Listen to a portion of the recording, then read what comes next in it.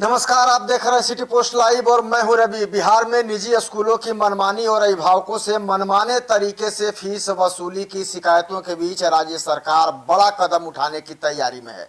शिक्षा मंत्री मिथिलेश तिवारी ने कहा है कि निजी विद्यालयों की कार्यप्रणाली को अधिक पारदर्शी और जवाबदेह बनाने के लिए स्टैंडर्ड ऑपरेटिव प्रोसीजर यानी कि एसओपी तैयार किया जाएगा।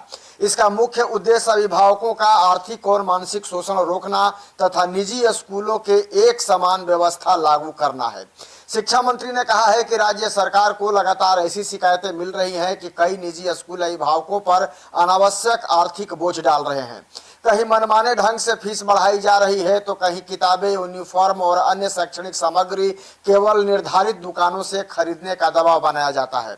कई मामलों में अभिभावकों से अलग अलग नामों पर अतिरिक्त शुल्क भी वसूला जाता है। सरकार इन शिकायतों को गंभीरता से ले रही है। मिथिलेश तिवारी ने कहा है कि इसी उद्देश्य से एक विस्तृत एसओपी तैयार किया जाएगा। इसमें निजी स्कूलों के संचालन से जुड़े विभिन्न पहलुओं के लिए स्पष्ट दिशा निर्देश होंगे ताकि किसी भी स्तर पर अभिभावकों के साथ अन्याय या शोषण की स्थिति पैदा न हो।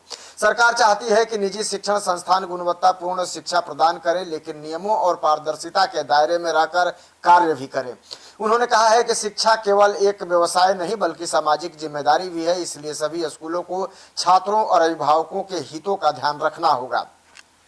वहीं उन्होंने कहा है कि यदि किसी निजी विद्यालय द्वारा नियमों का उल्लंघन किया जाता है या अभिभावकों की शिकायतें सही पाई जाती हैं तो संबंधित प्रावधानों के तहत कार्रवाई भी की जा सकती है। शिक्षा मंत्री ने यह भी स्पष्ट किया है कि सरकार निजी स्कूलों के खिलाफ नहीं है बल्कि उनका उद्देश्य शिक्षा व्यवस्था को अधिक व्यवस्थित, पारदर्शी और जवाबदेह बनाना है। उन्होंने यह भी कहा है कि निजी विद्यालय राज्य की शिक्षा व्यवस्था का महत्वपूर्ण हिस्सा है, लेकिन उनके संचालन में स्पष्ट नियम होने आवश्यक है ताकि अभिभावकों का विश्वास बना रहे। सूत्रों के अनुसार आप जान लीजिए कि जो प्रस्तावित एसओपी है उसमें फीस निर्धारण की प्रक्रिया, अतिरिक्त शुल्क, किताबों और यूनिफॉर्म की खरीद, अभिभावकों की शिकायतों के निस्तारण तथा स्कूल प्रबंधन की जवाबदेही जैसे विषयों को शामिल किया जा सकता है। इससे पूरे राज्य में निजी विद्यालयों के लिए एक समान कार्यप्रणाली विकसित करने में मदद मिलेगी। शिक्षा विभाग आने वाले समय में विशेषज्ञों, शिक्षा अधिकारियों और संबंधित पक्षों से सुझाव लेकर एसओपी का प्रारूप तैयार करेगा। इसके बाद आवश्यक प्रक्रिया पूरी कर इसे लागू करने की दिशा में कदम भी उठाए जाएंगे। सरकार का यह मानना है कि इससे निजी स्कूलों में पारदर्शिता बढ़ेगी और अभिभावकों को अनावश्यक आर्थिक दबाव से राहत भी मिलेगी। वहीं शिक्षा मंत्री ने के इस बयान के बाद कहीं न कहीं अभिभावकों के बीच उम्मीद भी जगी है कि निजी स्कूलों की मनमानी पर प्रभावी नियंत्रण लगाया जा सकेगा। यदि एसओपी लागू होता है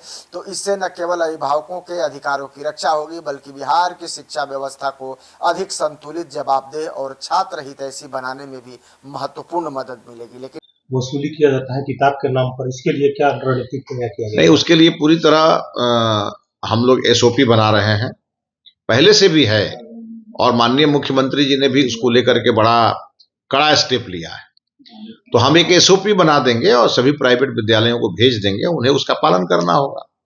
किसी भी स्थिति में अभिभावकों को का दोहन सरकार स्वीकार नहीं करेगी।